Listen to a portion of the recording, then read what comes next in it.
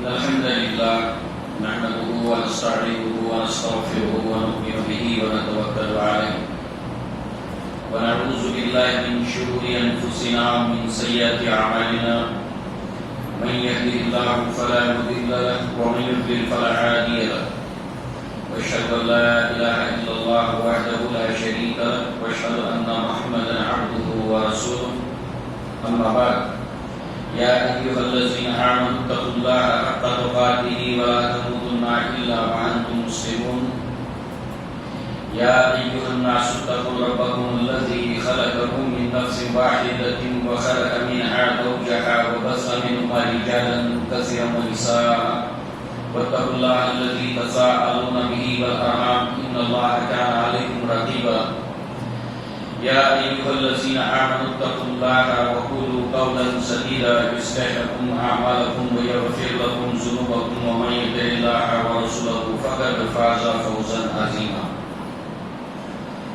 فإن خير الحديث كتاب الله وخير الهدي هدي محمد صلى الله عليه وسلم وشر الأمور محدثاتها وكل محدثة بدعة وكل بدعة ضلالة وكل ضلالة في النار وقال الله تبارك وتعالى إن الله ملائكته يصلون على النبي يا أيها الذين آمنوا صلوا عليه وسلموا تسليما اللهم صل على محمد وعلى آل محمد كما صليت على إبراهيم وعلى آل إبراهيم إنك حميد مجيد اللهم بارك على محمد وعلى آل محمد كما باركت على إبراهيم وعلى آل إبراهيم إنك حميد مجيد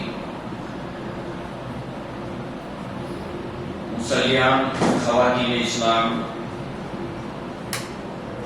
سورہ احزاب کی آیت نمبر 56 کو آپ نے سماعت فرمایا 56، اور اسی نسبت سے عنوان سے آپ واقف ہیں۔ نبی کریم صلی اللہ علیہ وسلم پر صلاۃ اور سلام یعنی درود اور سلام، اس عنوان کے تحت یہ ہمارا آج کا پہلا درس ہے، اور جو گزشتہ عنوان ہم نے جاری رکھا تھا دعا کے تعلق سے، اس کے ساتھ بھی اس کا تعلق ہے، اور دعا کے عنوان کو انشاءاللہ جیسے جیسے ہم آگے بڑھیں گے تو اس کو ہم اس سے مربوط کریں گے۔ یہ عنوان دعا کے ساتھ بھی مربوط ہے۔ سورہ احزاب میں اللہ تبارک و تعالیٰ نے اہل ایمان کو حکم دیا اللہ کے نبی کے اوپر صلاۃ اور سلام، صلاۃ جس کو ہم درود معروف لفظوں میں کہتے ہیں، عربی میں ہے صلاۃ اور سلام۔ تفصیلات میں آگے بڑھنے سے پہلے کچھ باتیں تمہیدی طور پر کہ پہلی بات یہ ہے کہ اس آیت کے ذریعے سے اللہ کے نبی صلی اللہ علیہ وسلم کا جو مقام اور مرتبہ ہے، آپ کی جو عظمت ہے، آپ کی جو شان ہے، اس کا اظہار ہوتا ہے، اور اس شان کی کیفیت یہ ہے کہ اللہ تبارک و تعالیٰ اور اس کے فرشتے اللہ کے نبی صلی اللہ علیہ وسلم کے اوپر صلاۃ بھیجتے ہیں۔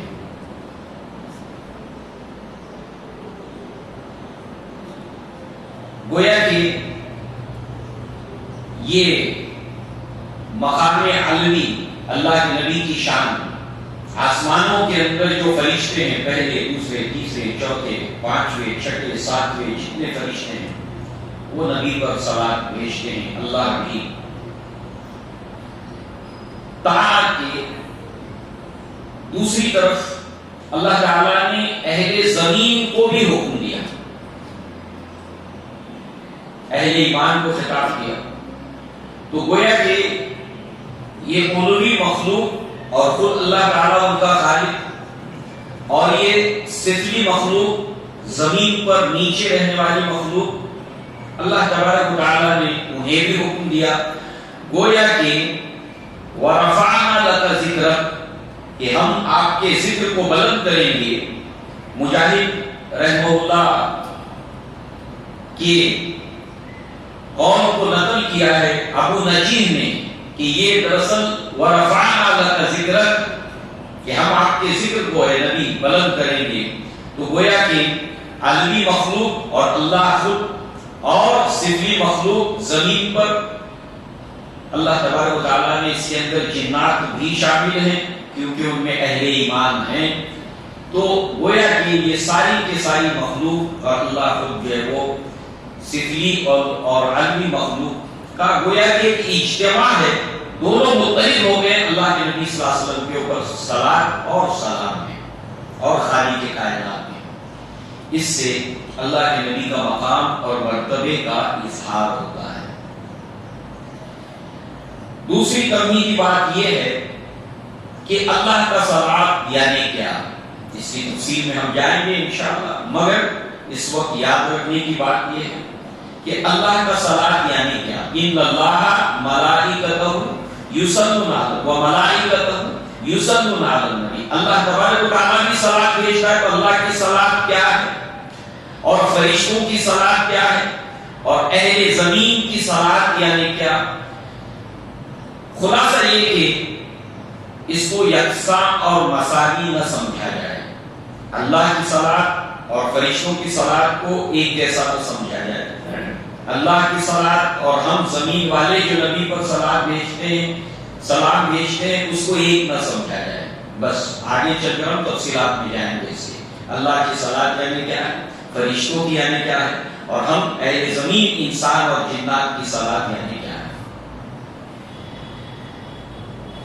اسی طریقے سے صلاۃ اور سلام کا فرق، صلاۃ کیا ہے اور سلام کیا ہے اس کا فرق. چونکہ اللہ تعالیٰ نے اہل ایمان کو جب خطاب کیا تو کہا یا ایھا الذین آمنوا صلوا، صلاۃ بھیجو، علیہ اس کے اوپر محمد صلی اللہ علیہ وسلم کے اوپر، وسلموا تسلیما اور سلام، صلاۃ بھی اور سلام بھی. تو اس اعتبار سے ان دونوں میں فرق کیا ہے، اس حوالے سے ایک روایت کو ہم سامنے رکھیں. ویسے یہ کئی احادیث کتب کے اندر یہ روایت موجود ہے کہ سید خدری رضی اللہ عنہ اس کے راوی ہیں، کہتے ہیں قلنا، ہم نے اللہ کے نبی سے کہا یا رسول اللہ صلی اللہ علیہ وسلم ھذا السلام علیک قد عرفناہ فکیف الصلاۃ. اے اللہ کے رسول صلی اللہ علیہ وسلم آپ کے اوپر سلام بھیجنے کا طریقہ تو ہم جانتے ہیں، سلام آپ پر کیسے بھیجا جائے یہ تو ہم جانتے ہیں، مگر آپ کے اوپر سلام جو ہے وہ ہم کس طرح بھیجیں.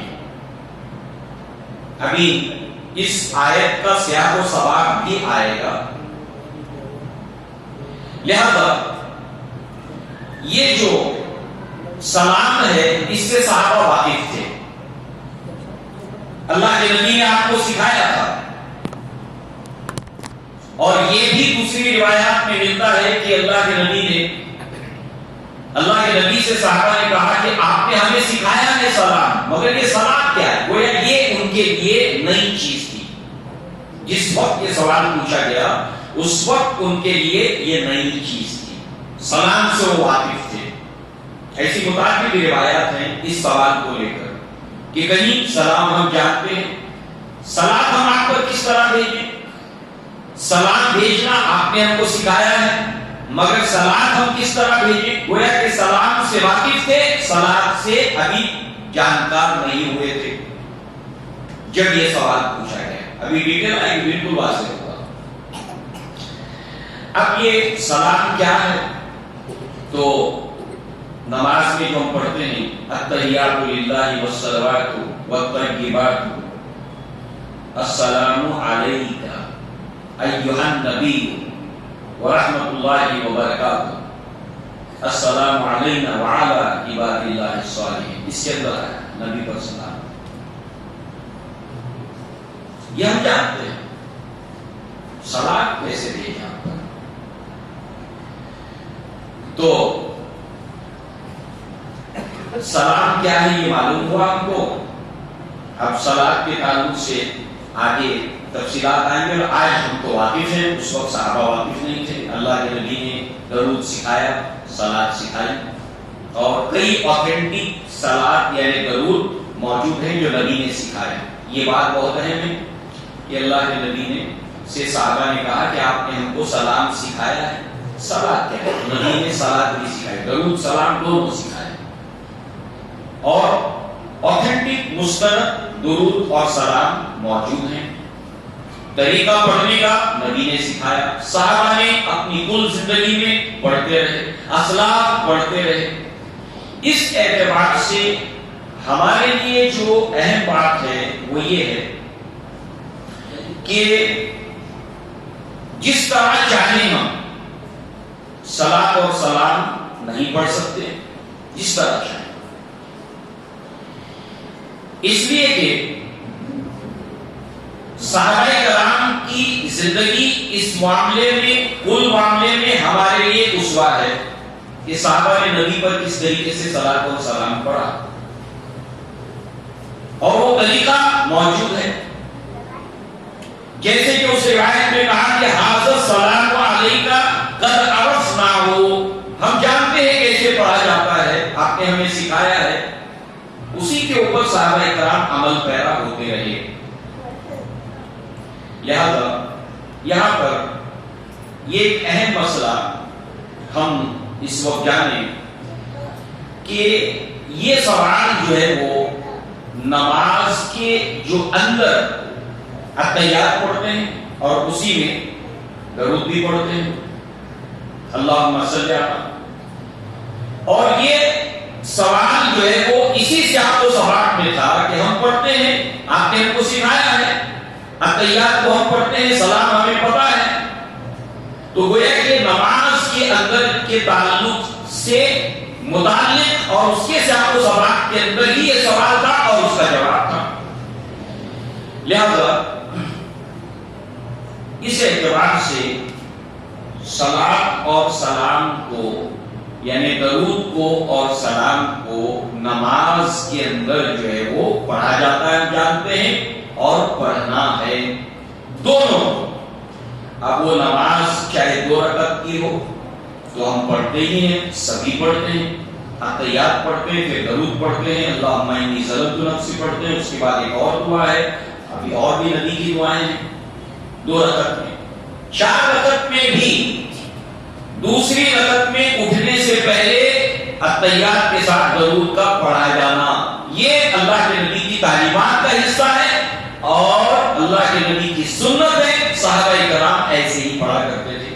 یہ مسئلہ تاکہ نماز کے اندر جو ہم سے سہو ہوتے ہیں، کئی غلطیاں ہوتی ہیں ہم سے نماز میں، ان میں سے یہ بھی ایک جگہ ہے، وہ یہ ہے کہ اتحیات پڑھ کے اگر 4 رکعت ہے، 3 رکعت ہے، تو اتحیات پڑھ کے کھڑے ہو جاتے ہیں، اور آخری رکعت کے اندر اتحیات کے ساتھ درود پڑھتے ہیں، مگر دوسری رکعت میں جب اٹھتے ہیں تو نہیں پڑھتے۔ تو یہ نماز کے اندر ہونے والی غلطیوں میں سے ایک غلطی ہے۔ لہذا اب آئیے اس کے تعلق سے ایک روایت کو ہم سنیں۔ مدلل طور پر عائشہ صدیقہ رضی اللہ عنہا کہتی ہیں کہ اللہ کے نبی صلی اللہ علیہ وسلم کبھی رات میں 9 رکعت نماز بھی پڑھتے تھے۔ یہ جو روایت ہے سنن الکبریٰ اور البانی رحمہ اللہ صفت الصلاۃ النبی کے اندر اس کو لائے ہیں کہ کبھی اللہ کے نبی، جیسے ہم جانتے ہیں کہ اللہ کے نبی رمضان ہو غیر رمضان ہو 11 رکعت سے زیادہ نہیں پڑھتے تھے۔ کب پڑھتے تھے؟ 9 کبھی آپ پڑھتے تھے۔ عائشہ صدیقہ کہتی ہیں کہ کبھی 9 رکعت نماز آپ جو ہے وہ ادا فرماتے تو تشہد میں بیٹھ کے رب سے دعا کرتے، التحیات للہ والصلوات دعا پڑھتے، التحیات پڑھتے، اس کے بعد درود پڑھتے اور سلام پھیرے بغیر آپ کھڑے ہو جاتے، پھر 9 رکعت پوری کرتے، پھر تشہد پڑھتے، پھر رب سے دعا کرتے، پھر درود پڑھتے، پھر سلام پھیرتے۔ اس طرح سے یہ ثابت ہوا کہ 3 رکعت نماز ہم مغرب کی پڑھ رہے ہوں، وتر کی پڑھ رہے ہوں، یا 4 رکعت نماز ظہر کی ہو، عصر کی ہو، مغرب کی ہو، عشاء کی ہو، تو دوسری رکعت میں بھی اتحیات کے ساتھ درود کو پڑھا جاتا ہے۔ اب جن روایات میں 2 رکعت کے اندر تشہد پڑھنے کی دلیل لائی جاتی ہے، اس کے تعلق سے علماء نے ایک استدلال کیا، اور وہ یہ ہے کہ غزوہ احزاب اللہ کے نبی کے اوپر ہجرت کے 5ویں سال میں نازل ہوئی۔ ہجرت کے 5ویں سال میں سورہ احزاب نازل ہوئی، اور یہ آیت سورہ احزاب کی ہے، اس لیے ان روایات کو سن 5 ہجری سے پہلے محمول کیا جائے۔ ان روایات کو سن 5 ہجری سے پہلے محمول کیا جائے، اور اسی بنیاد پر صحابہ اس سے واقف تھے کہ اللہ کے نبی ہم کو سلام پڑھنا ہم کو پتا ہے، مگر یہ سلام پڑھنا کیا ہے، کیسے پڑھیں ہم اس کو؟ تو گویا کہ یہ سوال اس وقت کا ہے جب اللہ نے یہ حکم نازل کیا۔ اس طریقے سے اس کے درمیان ایک تطبیق ہوتی ہے مدلل طور پر۔ لہذا بات یہ ہو گئی اب خلاصے کے طور پر کہ 2 رکعت ہو، 3 ہو، 4 ہو، دونوں جگہ پر جب ہم بیٹھیں تو اس وقت جو ہے وہ اتحیات کے ساتھ درود کو پڑھیں۔ اب دعا اور صلاۃ، اس کے تعلق سے ایک روایت کو ہم سامنے رکھیں، اور ابن مسعود رضی اللہ عنہ اس کے راوی ہیں، کہتے ہیں قالا كنت اصلی والنبی صلی اللہ علیہ وسلم وابو بکر وعمر معه، میں نماز میں تھا اور اللہ کے نبی صلی اللہ علیہ وسلم کے ساتھ ابو بکر بھی تھے، عمر بھی تھے رضی اللہ عنہما۔ فلما جلست بدعت بالصلاة على الله ثم الصلاة على النبی صلی اللہ علیہ وسلم، تو میں جب جلسے میں بیٹھا ہوا تھا، اس کے بعد میں نے اللہ کی ثنا کی، التحیات للہ، اس کے بعد میں نے اللہ کے نبی پر درود پڑھا، ثم صلاۃ علی النبی صلی اللہ علیہ وسلم، پھر اس کے بعد ثم دعوت لنفسی، اس کے بعد میں نے اپنے لیے دعا مانگی، فقال النبی صلی اللہ علیہ وسلم سل تو سوال کر تجھے عطا کیا جائے گا، سوال کر تجھے عطا کیا جائے گا۔ معلوم ہوا اسی سے استدلال کر کے کہ اللہ کے حمد و ثنا بیان کی جائے، اللہ کے نبی پر درود پڑھا جائے، اور پھر اپنے لیے مانگا جائے۔ یہ پیٹرن نماز کے اندر بھی ہے، اور اللہ کے نبی صلی اللہ علیہ وسلم کے اوپر درود پڑھنا، اپنی دعا میں شامل کرنا۔ جب ہم اس روایت پر پہنچیں گے ابی بن کعب کی، کہ جس کے اندر آپ نے کہا کہ اے اللہ کے نبی جب میں دعا کرتا ہوں تو آپ کے اوپر درود پڑھتا ہوں اتنا حصہ، تو آپ مجھے کیا رائے دیتے ہیں؟ اللہ کے نبی نے فرمایا اگر تم چاہو تو بڑھا دو، درود کا حصہ چاہو تو بڑھا دو، چاہو تو اس کو ثلث کرو، تہائی کرو، کہا کہ اور اگر چاہو تو اور بڑھا دو، نصف کر دو، اور چاہو تو پورا ہی درود پڑھ لو۔ تو اس روایت کے حوالے سے ہم تفصیلات کو انشاءاللہ دیکھیں گے، تو کس طریقے سے علامہ ابن قیم رحمہ اللہ نے اس روایت کے حوالے سے مستقل ایک کتاب لکھی جس کا تعلق دعا سے ہے۔ بیٹھا یہ روایت جو آپ نے سنی ترمذی کی ہے، البانی رحمہ اللہ نے اس کو صحیح قرار دیا۔ اب ایک اور روایت ابو طلحہ رضی اللہ عنہ، نبی صلی اللہ علیہ وسلم تشریف لائے ہمارے درمیان، آپ کا چہرہ تمتما رہا تھا خوشی کے مارے۔ صحابہ نے پوچھا فقلنا انا لنرى البشرى في وجهك، اے اللہ کے نبی ہم آپ آپ کے چہرے کے اوپر خوشی کے آثار اور چمک دیکھتے ہیں، معاجرہ کیا ہے؟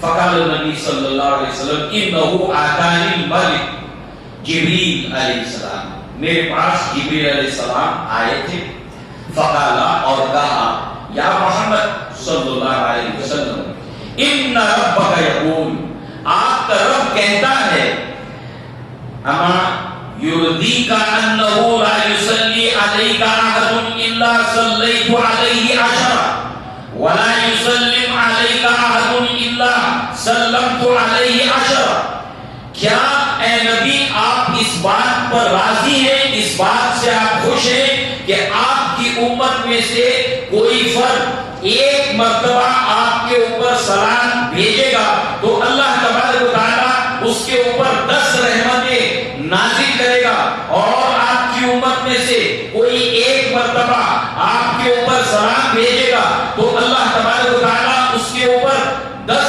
سلامتیاں بھیجے گا یا 10 سلام بھیجے گا۔ لہذا وہ یہ جبریل کے کہنے کے بعد اللہ کے نبی اتنے خوش ہوئے کہ خوشی کے مارے آپ کا چہرہ چمکنے لگا اور خوشی کے آثار آپ کے چہرے پہ نمایاں ہو گئے۔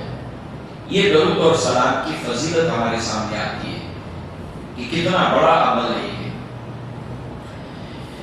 اس اعتبار سے آپ دیکھیں کہ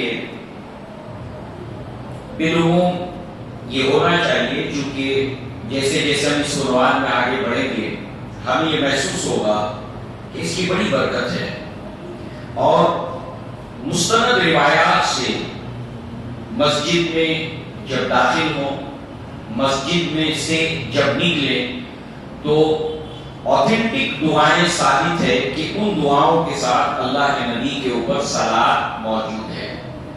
تو یہ ہونا چاہیے کہ بالعموم مسجدوں میں یہ دعا مسجد میں داخلے کے وقت لکھی بھی ہوتی ہے، کیا اللہم افتح لی ابواب رحمتک، یہ بھی لکھی ہوتی ہے اللہم انی اسألک من فضلک، مگر کیا ہی بہتر ہو کہ اگر یہ دعائیں جو اوتھینٹک ہے، جس میں یہ بھی شامل ہے جو ہم پڑھتے ہیں، اس کو لگا دیا جائے تاکہ پڑھنے والے پڑھیں اور اس اجر و ثواب کو سمیٹیں۔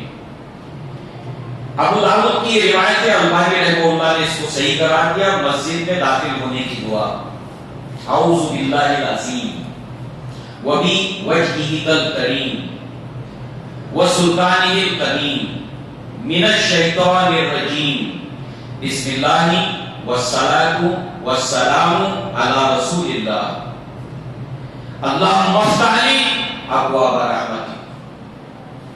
ابو داؤد کی روایت، البانی رحمہ اللہ نے اس کو صحیح قرار دیا۔ مسجد سے جب ہم نکلتے ہیں بسم اللہ والصلاۃ والسلام علی رسول اللہ اللہم انی اسألک من فضلک اللہم اعصمنی من الشیطان الرجیم۔ یہ ابو داؤد کے اندر روایت ہے، حسن ہے، اور البانی رحمہ اللہ نے اس کو حسن قرار دیا۔ گویا کہ درود کے جو فضائل ہیں، سلام کے جو فضائل ہیں، وہ اتنی کثرت کے ساتھ میں روایات آئی ہیں، اور اللہ تبارک و تعالیٰ نے اہل ایمان کو اس کا حکم دیا سورہ احزاب میں۔ اب اس حوالے سے اللہ کے نبی صلی اللہ علیہ وسلم کے حقوق ہیں، یعنی ادھیکار ہیں، یعنی رائٹس ہیں امت کے اوپر۔ اللہ کے نبی کے حقوق ہیں، ادھیکار ہیں، رائٹس ہیں امت پر، مجھ پر، آپ پر، ہم سب کے اوپر۔ اور ہم سب جانتے ہیں حق کا، ادھیکار کا تصور یہ ہے کہ جس کا جو حق ہے وہ اس کو دیا جائے، یہ تصور ہے۔ اللہ کے نبی کے جتنے حقوق ہیں اس امت کے اوپر، ایک ایک فرد کے اوپر، ان میں سے یہ بھی حق ہے کہ اللہ کے نبی کے اوپر امتی درود اور سلام پڑھے اور درود اور سلام بھیجے۔ یہ نبی کا حق ہے، نبی کا ادھیکار ہے۔ حقوق میں سے یہ ایک اہم حق ہے اللہ کے نبی کا۔ پھر یہ ہے کہ اللہ نے اس کا امر حکم دیا۔ فضیلت اس کی ہے کہ اللہ خود بھی نبی پر صلات بھیجتا ہے، فرشتے بھی بھیجتے ہیں، اللہ نے ہمیں بھی حکم دیا۔ اور اس حوالے سے آپ دیکھیں حق کا تصور یہ بھی ہے کہ دیا جائے جس کا حق ہے، اور جس کے اوپر حق ہے اس کی ڈیوٹی ہے، اس کی ڈیوٹی ہے یہ، تو گویا کہ ہم میں سے ہر ایک کی یہ ڈیوٹی ہے کہ اللہ کے نبی کے اوپر صلاۃ و سلام دیں، ہماری ذمہ داریوں میں سے، اور نبی کا وہ حق ہے۔ اچھا، حق کا تیسرا تصور یہ ہے کہ جس کسی کو کوئی حق ملتا ہے، کوئی ادھیکار ملتا ہے، اس کی وجہ ہوتی ہے۔ مثال کے طور پر والدہ کو اولاد کے اوپر حق ہے، اور اتنا کہ والد سے زیادہ۔ صحابی رسول نے پوچھا کہ میرے حسن اخلاق کا سب سے زیادہ حقدار کون ہے؟ کہا تمہاری والدہ۔ کہا ثم من، اس کے بعد کہا تمہاری والدہ۔ کہا اس کے بعد ثم من، کہا تمہاری والدہ۔ کہا پھر اس کے بعد کون؟ کہا ابو، تیرے والد۔ یعنی 75% جو حقوق ہیں وہ والدہ کے ہیں، اور والد کے مقابلے میں 3 گنا زیادہ حقوق والدہ کے ہیں، ماں کے ہیں۔ ایسا کیوں؟ والد کے مقابلے میں والدہ کو زیادہ حقوق ہیں، ایسا کیوں؟ ایسا اس لیے کہ والدہ جو ہوتی ہے وہ اولاد کے لیے والد سے زیادہ تکلیف اٹھاتی ہے، چاہے 9 ماہ 6 ماہ سے لے کر 9 ماہ تک پیٹ میں رکھنا ہو تکلیف، جننا ہو تکلیف، حملتہ امہ کرہن ووضعتہ کرہن، حملتہ امہ وہنا علی وہن، سورہ احقاف، سورہ لقمان۔ تکلیف پر تکلیف اٹھا کر اس کی والدہ نے اس کو جنا اور دودھ چھڑایا 2 سال میں۔ بات یہی ختم نہیں ہوتی، اس چھوٹے سے لے کر بڑا ہونے تک والد تو باہر ہوتا ہے، مگر ماں کیسی کیسی تکلیفیں رات کے وقت بھی دن کے وقت بھی جھیلتی ہے اور اٹھاتی ہے۔ ایک بدو نے ابن عباس رضی اللہ عنہما سے آ کر یہ کہا کہ میں نے اپنی والدہ کو اپنے پیٹھ کے اوپر عمرہ حج کرایا ہے، چل نہیں سکتی تھی، تو کیا میں نے اپنی والدہ کا حق ادا کر دیا؟ 5 دن میں کتنا کہاں کہاں پہنچنا ہے، سہولیات نہیں تھی، گرمی کی شدت، تو اب میں نے حج کرایا اپنے پیٹھ پر لاد کر، تو کیا میں نے اپنی والدہ کا حق ادا کر دیا؟ کہا تو نے اتنا بھی حق ادا نہیں کیا اپنی والدہ کا کہ جب درد ذہن یعنی ولادت کے وقت جو اس کو درد ہو رہا تھا، اس میں جو سب سے ہلکی کراہ اس کی زبان سے نکلی، اس کے منہ سے نکلی تھی درد کی وجہ سے، سب سے ہلکا ساؤنڈ، سب سے ہلکا ساؤنڈ، اتنا بھی حق ادا نہیں کیا۔ تو یہ والدہ کو حقوق ملے ہیں، کیوں؟ کیونکہ تکلیف اس نے اولاد کی خاطر بہت اٹھائی ہے۔ درود اور سلام اللہ کے نبی کے حقوق میں سے ایک اہم حق ہے، اور یہ آپ کو اللہ تعالیٰ نے دیا یہ اس لیے ہے کہ اللہ کے نبی نے تمام انسانوں کے لیے، جانداروں کے لیے، نباتات کے لیے، جنات کے لیے، حیوان انسانوں کے لیے اللہ کے نبی نے بہت تکلیف اٹھائی ہے۔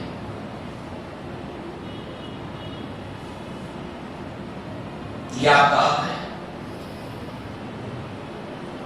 آپ کی عظمت، آپ کا مرتبہ، آپ کا مقام، اس وجہ سے آپ کو یہ حق ہے، آپ نے تکلیفیں اٹھائی، اس لیے یہ حق آپ کو حاصل ہوا، اللہ تعالیٰ نے آپ کو عطا کیا۔ اب چلیے سورہ احزاب کب نازل ہوئی ہے، ہمیں کچھ اندازہ ہوگا، کچھ سمجھ پیدا ہوگی کہ اس کی امپورٹنس کتنی ہے۔ ہجرت کے 5ویں سال، 13 سال تک اللہ کے نبی صلی اللہ علیہ وسلم مکہ کے اندر رہے۔ مکہ میں جو کچھ آپ کے ساتھ ہوا ہم سب جانتے ہیں، آپ کی کردار کشی کی گئی، مجنون کہہ کر، شاعر کہہ کر، ساحر کہہ کر، سحر زدہ کہہ کر، ساحر، مسحور، کاہن، مجنون، کیا کچھ نہیں کہا گیا اللہ کے نبی صلی اللہ علیہ وسلم کو، مگر اللہ کے نبی نے تکلیف ہونے کے باوجود بھی کام کو آپ کرتے رہے، تکلیف اٹھاتے رہے۔ اللہ نے خود قرآن مجید کے اندر کہا وَلَقَدْ نَعْلَمُ أَنَّكَ يُضِيقُ صَدْرُكَ بِمَا يَقُولُونَ، اے نبی ہم جانتے ہیں کہ یہ جو کچھ کہتے ہیں آپ کا سینہ اس سے بھیجتا ہے، آپ کو تکلیف ہوتی ہے اس سے، آپ صبر کیجئے۔ اللہ کے نبی نے صبر کیا، برداشت کیا۔ اللہ کے نبی نے پیغام پہنچانا شروع کیا، آپ کو ایموشنلی ہیرسمنٹ کیا گیا، جذباتی طور پر آپ کے جذبات کو مجروح کرنے کی کوشش کی گئی۔ ابو لہب نے اپنے دونوں بیٹے عتبہ عتیبہ کو حکم دیا کہ اللہ کے نبی کی 2 بیٹیوں سے نکاح ہو چکا تھا، بدائی نہیں ہوئی تھی،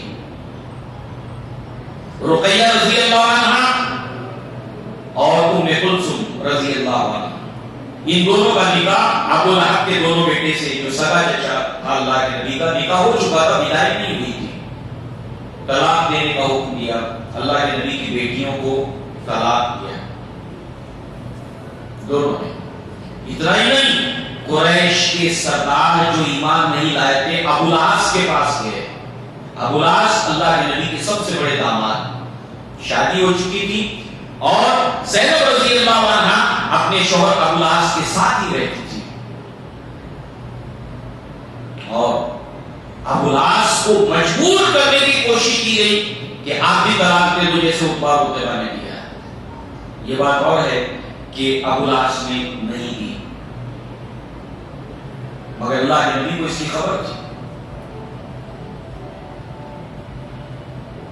طرح طرح کی آپ کو دھمکیاں کسی جاتی، اس پر بس نہیں کیا گیا، مینٹلی ٹارچر کیا گیا، ایموشنلی ہیریس کیا گیا، فزیکلی آپ کو جسمانی تشدد سے گزارا گیا۔ اللہ کے نبی سجدے کی حالت میں ہے، ابھی اونٹ کٹا ہے، اونٹ کی اوجڑی کتنی ہیوی اور وزنی ہے، آپ کے اوپر لا کر ڈال دی گئی، جو نم ہے گدری ہے آپ کے اوپر لا کر ڈال دی گئی۔ اللہ کے نبی خانے کعبہ میں بیٹھے، مٹی لا کر آپ کے سر پہ ڈالی گئی، سب کچھ جھیلا آپ نے، سب کچھ برداشت کیا، اللہ کا پیغام اللہ کے بندوں تک پہنچانے کے لیے۔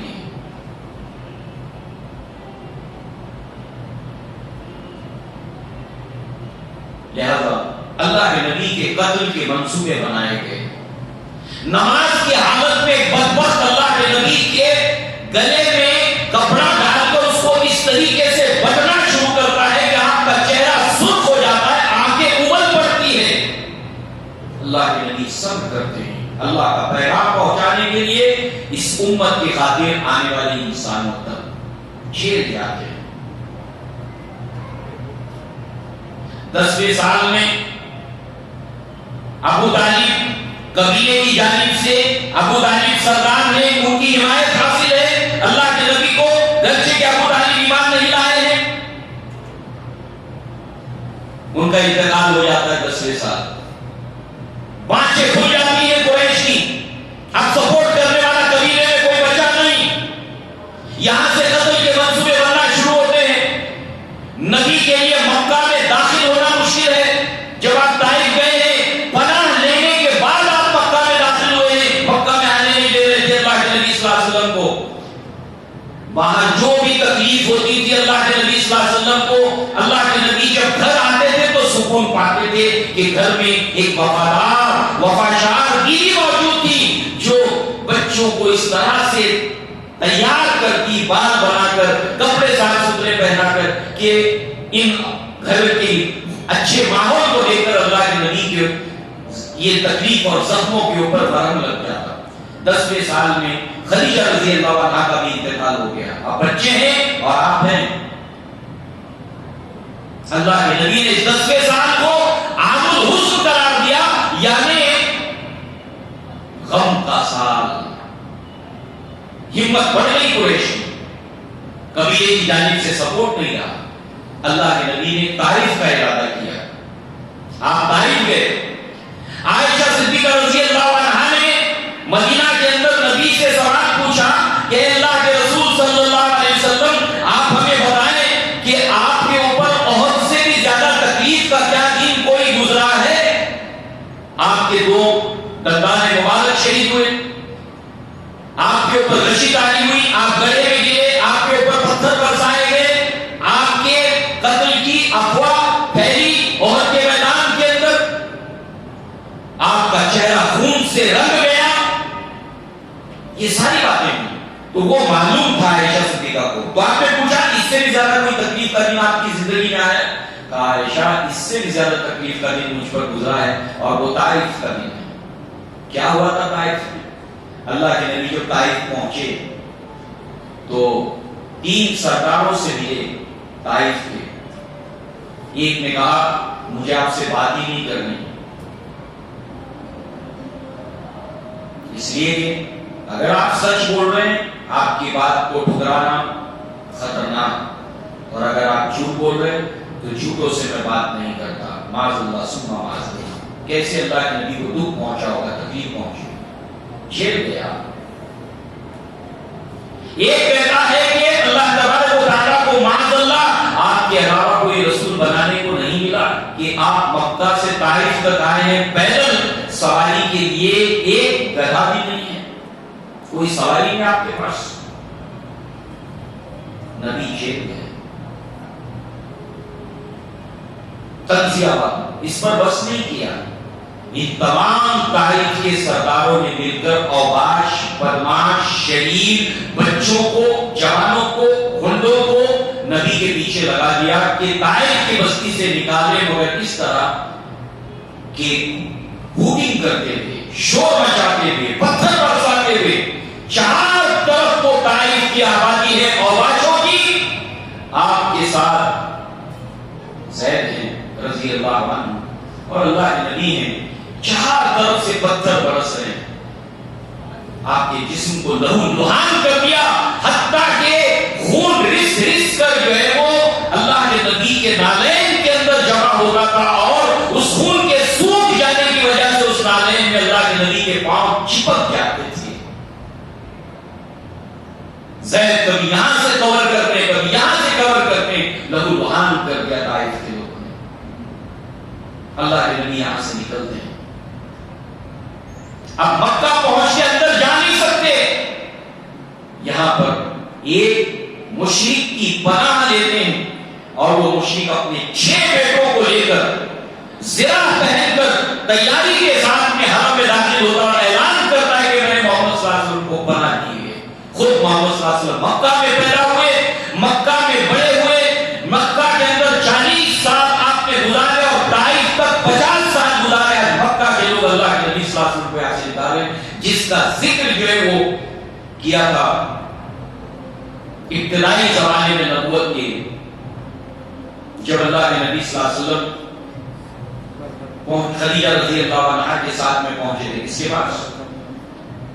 ورقہ ابن نوفل کے پاس. یہ تمہاری قوم تم کو نکالے گی یہاں سے. نبی چونک گئے تھے. اللہ کے نبی نے 13ویں سال کے اندر ہجرت کی، اور اس وقت جب آپ کے قتل کے منصوبے دارالندوا میں ہو چکے تھے. دارالندوا میں بیٹھ کر کفار قریش مشورہ کر رہے تھے کہ کیسے نپٹا جائے. اس وقت شیطان انسانی صورت میں وہاں حاضر ہوا. کسی نے کہا ہم پاگل اونٹنی کے ساتھ آپ کو باندھ کر چھوڑ دیں گے جہاں وہ اونٹنی لے جائے. پاگل اونٹنی. لوگوں نے رد کیا کہ نہیں، یہ نہیں کر سکتے، اس لیے کہ ان کے نبی صلی اللہ علیہ وسلم کی باتوں میں جو تاثیر ہے وہ ہم سب جانتے ہیں. جہاں کہیں اونٹنی انسانوں کے پاس جائے گی، انسانی آبادی میں جائے گی، تو یہ اپنی بات سے لوگوں کو متاثر کریں گے، لوگ ان کے اوپر ایمان لے آئیں گے. یہ نہیں. تو کہا دوسرا، کہا ہم ایسے مکان میں اللہ کے نبی کو قید کریں گے جس کی چھت نہیں ہے، صرف دیواریں ہیں، جیسے ہم فلاں شاعر کو ہم نے قتل کیا تھا کہ دن کے وقت شدید دھوپ اور رات کے وقت میں جاڑا سردی. اس طریقے سے بھوکا پیاسا چھوڑ دیں گے زنجیروں میں جکڑ کر ایسے مکان کے اندر. کہا نہیں، ان کے ساتھی ان پر جان فدا کرتے ہیں، لہذا وہ انہیں چھڑا کر لے جائیں گے. اور پھر آخر میں یہ منصوبہ بنا کہ ہر قبیلے سے ایک ماں کا جوان لیا جائے، سب بیک وقت اللہ کے نبی کے اوپر حملہ ہو. تو عبد المطلب اور بنو ہاشم، بنو عبد المطلب اور بنو ہاشم کس کس کے ساتھ میں لڑیں گے؟ سارے قبیلے میں سے ہر ایک قبیلے میں سے ایک فرد دیا جائے. یہ سچویشن ہے جس میں اللہ نے اپنے نبی کو ہجرت کا حکم دیا. اور ہجرت بھی آپ نے کیسے کی؟ غار ثور میں 3 دن گزارے. اس کے بعد میں طویل راستہ لیتے ہوئے تکلیف کے ساتھ آپ مدینہ پہنچے. مدینہ جانے کے بعد بھی کفار قریش نے چین لینے نہیں دیا. خط لکھا انصار کے سرداروں کے نام کہ تم نے ہمارے لوگوں کو پناہ دی ہے, تمہارے لیے بہتری اسی میں ہے کہ تم ان کی پناہ کو واپس لے لو, ورنہ ہم سے ٹکرانے کے لیے تیار ہوگا. ان کے اوپر پریشر ڈالا. غزوہ بدر ہوئی. اللہ کے نبی 313 کو لے کر 1000 سے ٹکرا گئے. غزوہ احد ہوئی, اس میں جو کچھ ہوا بھی ہم نے سنا. غزوہ احزاب ہوئی جس میں تمام مکہ کی طاقت, مکہ کے اطراف کی طاقت, عرب کی طاقت, یہود کے تینوں قبیلے بنو قینقاع, بنو نذیر, بنو قریظہ, انہوں نے اپنے ساتھ میں کانٹریکٹ کر کے لوگوں کو ملایا. یہود نے کہا 1 سال کے لیے ہم اپنی فصل تم کو دیں گے, آدھی فصل تمہاری, 1 سال کی فصل تمہاری, 1 سال کی ہماری, شامل ہو جاؤ اس الائنس کے اندر. قریش نے اپنے ساتھ اپنے حلیفوں کو ملایا اور اتنی بڑی طاقت بن کر مدینہ کے اندر آئے. صحابہ کرام اور اللہ کے نبی نے اپنے پیٹ کے اوپر پتھر باندھ کر بھوکے اور پیاسے رہ کر ایک خندق کو, طویل خندق کو کھودا. اللہ رب العزت نے اسی غزوہ احزاب کو جب آپ پڑھیں گے تو اس کے اندر وَزُلْزِلُوا زِلْزَالًا شَدِيدًا الفاظ آئے کہ شدید گرا مارے گئے صحابہ کرام اللہ کے نبی. اور اسی 5ویں سال کے اندر اللہ کے نبی کو دکھ دینے والا, اللہ کے نبی کے خاندان آپ کے خاندان میں عائشہ صدیقہ, آپ کے خاندان میں ابو بکر صدیق رضی اللہ عنہ, عائشہ صدیقہ رضی اللہ عنہ واقع عشق کی صورت میں اسی 5ویں سال کے اندر عائشہ صدیقہ کے اوپر منافقوں نے, یہود نے بہتان لگایا. اللہ کے نبی تکلیف کے اندر ہے, کرب میں ہے, اضطراب میں ہے. عائشہ صدیقہ رات بھر روتی ہے. اللہ کے نبی کے ساتھ آپ کے گھر والوں نے بھی تکلیف اٹھائی اس امت کی خاطر. تو اللہ نے حکم دیا یا ایھا الذین آمنوا صلوا علیہ وسلموا تسلیما, اللہم صل علی محمد وعلی آل محمد. عائشہ صدیقہ کہتی ہے 40 دن تک ہمارے گھر میں چولہا نہیں جلتا تھا سوائے 2 سیاہ پانی کے, ہم نے نہیں دیکھا ایک کھجور اور سادہ پانی. بھوکے پیاسے اللہ کے نبی کے گھر والے رہے نبی کے اس مشن کی تکمیل کے لیے. تکلیفیں اٹھائی ہیں آپ کی ازواج نے. یہ بیک گراؤنڈ ہے کہ جس کے اندر سورہ احزاب کو اللہ تعالیٰ نے نازل کیا اور جس میں یہ آیت نازل کی ان اللہ وملائکتہ یصلون علی النبی یا ایھا الذین آمنوا صلوا علیہ وسلموا تسلیما, اللہم صل علی محمد وعلی آل محمد کما صلیت علی ابراہیم وعلی آل ابراہیم انک حمید مجید, اللہم بارک علی محمد وعلی آل محمد کما بارکت علی ابراہیم وعلی آل ابراہیم انک حمید مجید. دوستو عزیزو, اللہ کے نبی کا حق ہے. نبی نے ہمارے لیے بہت تکلیفیں اٹھائی اور تکلیفیں اٹھا کر امت کی بھلائی کو لے کر, دنیا اور اخروی بھلائی کو لے کر اللہ کے نبی صلی اللہ علیہ وسلم بہت فکر مند تھے. دوستو ہماری ڈیوٹی ہے, ہمارا فریضہ ہے کہ نبی کے حقوق میں سے یہ حق درود یہ ہم ادا کریں. پھر اس کی جو برکتیں ہیں, اس کی جو فضیلتیں ہیں, انشاءاللہ وہ بھی ہم سنیں گے. اور کیوں اس درود و سلام کی عظمت ہے انشاءاللہ یہ بھی ہمارے سامنے آئے گی. انشاءاللہ اس عنوان کو ہم آگے بڑھائیں گے. دعا کے ساتھ یہ ہمارا عنوان کنیکٹڈ ہے, مربوط ہے. اقول قولی ھذا واستغفر اللہ لی ولکم ولسائر المسلمین والمسلمات واخر دعوانا ان الحمد للہ رب العالمین. السلام علیکم ورحمۃ اللہ